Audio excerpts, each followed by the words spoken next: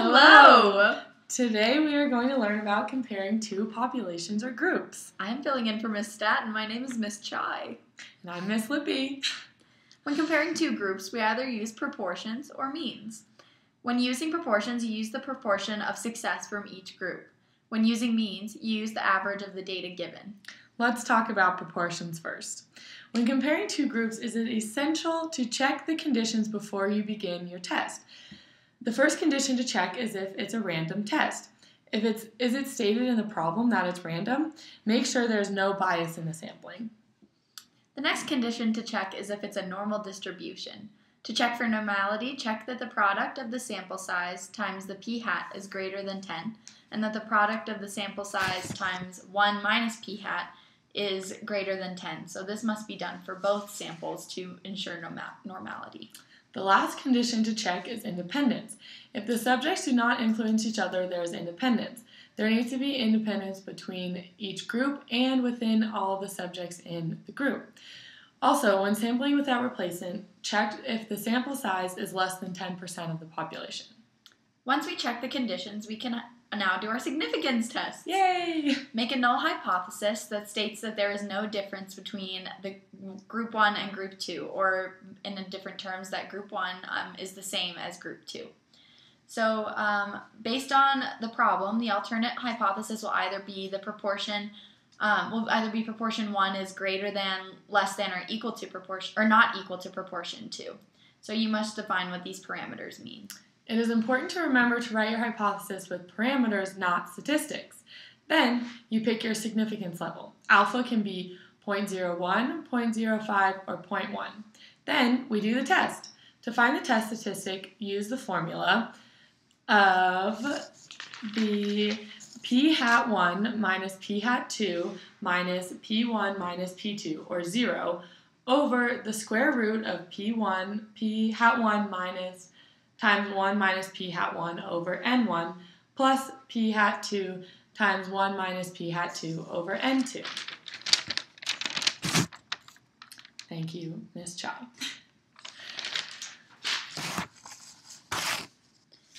So then we look to our calculator to find our p-value. Once we have found this z-value, or our test statistic, we enter it into our calculator using normal CDF under the distribution. So you go to your calculator and you press second vars, which will give you that, and you pick normal CDF right there. And then once you pick normal CDF, you are going to put the lower boundary, then the upper boundary, then the mean of what you're looking for, and the standard deviation. So our z-value will be the lower boundary if it's positive, and it will be the upper boundary if it's negative. So to find, if we put it into our calculator using the normal CDF, that will give us our p-value. So you're going to enter that all in, and when you are using the z-value, the mean is always 0 and the standard deviation is always 1. This p-value will be used to compare against the alpha value in order to understand the null and alternate hypotheses. The p-value means that we would get this value or something more extreme if the null hypothesis is true. To conclude the problem, we look at if the p-value is less than our alpha value. If the p-value is less than the alpha value, then we reject the null hypothesis in favor of the alternate hypothesis. So if the p-value is more than the alpha level, though, we fail to reject the null hypothesis, which means that we do not have statistical evidence to prove that the null hypothesis is incorrect. But that doesn't necessarily mean that we are proving that the null hypothesis is correct. Great. We can also do a confidence interval with two groups using proportions. We estimate the difference between two populations at the confidence level we choose. Most common is 95% confidence. We also have to check the same conditions as the significance test that we did before. So first, we define the level of confidence we would like to test. Then, to find the critical value, or z-star, we use the formula of p-hat 1 minus p-hat 2 plus or minus z-star times the square root of p-hat 1, 1 minus p-hat 1 over n1 plus p-hat 2 times 1 minus p-hat 2 over n2. And that will give you your confidence interval.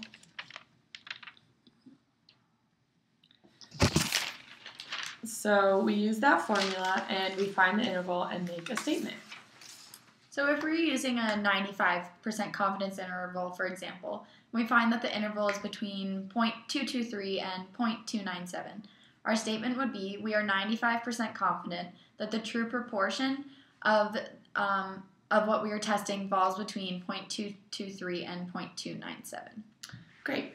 When we are testing means, it's a very similar process. We still have to check the conditions and state the hypotheses. Because we're using means instead of proportions, we have to use t-values for our statistics instead of z-scores. And in order to find our test statistic value of t, we use the same formula of p hat 1, or it would be mu x bar 1 minus x bar 2 plus or minus t star times x bar 1 times 1 minus x bar 1 over n1 plus x bar 2 times 1 minus x bar 2 over n2. So once we have our t-value, we can run our significance tests. To do that, we can either use a table or our calculators just like we did with our z-tests. So when you are using table B, we want to find the row of the degrees of freedom for our data. And the degrees of freedom is the number of kind of subjects that we are using minus 1. And then we want to find the column for the confidence level that we're looking for. And we then go follow those to where they meet, and that gives us our t-value. Using the calculator, though, we can simply use the two-sample t-test to find all of our values. This gives us our t-value to test against the alpha value to interpret our null hypothesis and our alternate hypothesis. The confidence levels are very similar as we use a similar formula and we have the same ways of interpreting it. The statements are also the same. So let's do a problem so we can show you what that means. So to show you for the z tests with proportions, we wanted to do a problem that included iPods. So it was essentially testing for teenagers versus young adults who use iPods. So as you can see here, we have the p-values, which are our populations. So we're looking for the number of teenagers who use, the proportion of teenagers who use iPods, and then p2 is the young adults who use iPods. And then we look at p-hat, which is the proportion of teens that we find who use iPods in a random sample that we've taken. And then we use the proportion of young adults who are using iPods that we've also found from a random sample. So our null hypothesis is going to be that there is no difference between the proportions of young adults and teens who use iPods. Or rather, that there will be no difference between young adults and teens who use iPods. And then for the alternate hypothesis, it's going to be that the populations and the proportions in these populations will have a difference as far as how many people use iPods. So we have to check our conditions next, which is essential in any sort of test. You can't run it without doing that. So first we're going to see if it's normal. So we enter it into our calculator and we found this distribution which indicates to us that it's normal. But just to double check, we put all of the, like the n times p is greater than 10 and the n times 1 minus p is greater than 10. And we checked all of these conditions along here, as you can see, and it comes out that it's a normal distribution. So then we want to find whether or not it is a random sample. And it says in the problem that, yes, it is a random sample that was used as an SRS was conducted. And then we want to see if it's independent. And we know that it's independent because less than 10% of the population was used, and because it's clear that there's no correlation between the two populations.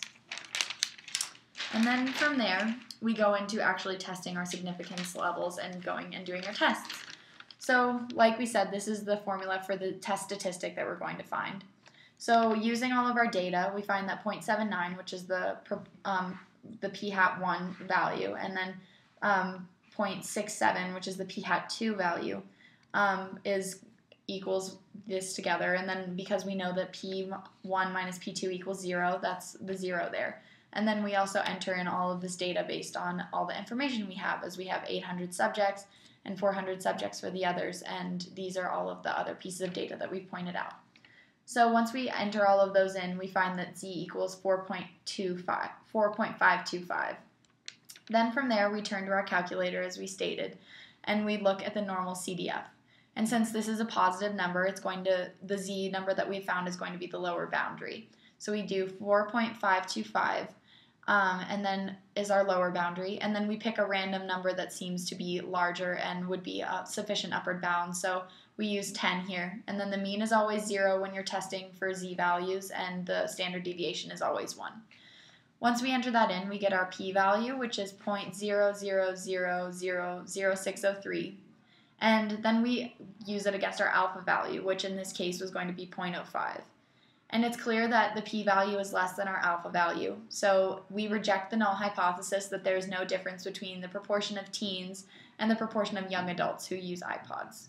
And as you can see here in this graph, this is the p-value we're trying to find, and that is our z on our normal distribution. And then from there, we want to find our confidence interval as well, which gives us here. So we enter all of this data in based on the numbers that we have with our p-hat1 and p-hat2 that we pointed out earlier. And then this z star numbered, which you can see here, which you find in table A. And since we're doing a 95% confidence level, we find that in the z star in table A. And we enter all of those numbers in, and then this is the interval that we've found here. So we are 95% confident then that the interval of 0.0659 and 0.1740 captures the true proportion of teenagers who use iPods and young adults who use iPods, and the difference between those two. Thank you, Ms. Chai. So now we will show you a problem using means. So we used a problem of the mean test scores comparing men and women. So in this problem, our null hypothesis is mu1 equals mu2, and our alternative hypothesis is mu1 does not equal mu2, where mu1 and mu2 are the actual mean test scores of men and women, respectively. So then we go on to check our conditions. So is it random? Yes, it was stated in the problem. Is it normal? Both samples had more than 30 subjects, because when using means, you see if it had more than 30 subjects, and that will tell you if it's normal. And it's independent because both samples are 10% or less of the actual population, and there's no correlation between the test scores of the men and the women, or the men in each group and the women in each group. And then we plug all of this data into our calculator using a 2-sample t-test. So we have x bar 1 equals 272.4, and the standard deviation of the sample is 59.2 for the men, and the women is x bar 2 is 274.73, and the standard deviation is 57.5. And our degrees of freedom is 1,777.519. And we find that our p-value is 3.88, and our alpha level was 0.01. So our p-value is greater than our alpha level, so we fail to reject the null hypothesis in favor of the alternative hypothesis. And here is a graph of the t-value, or the value that under the graph that we're trying to look for. So that is comparing means and proportions in two samples. Thank you for watching. Thanks. See you next time.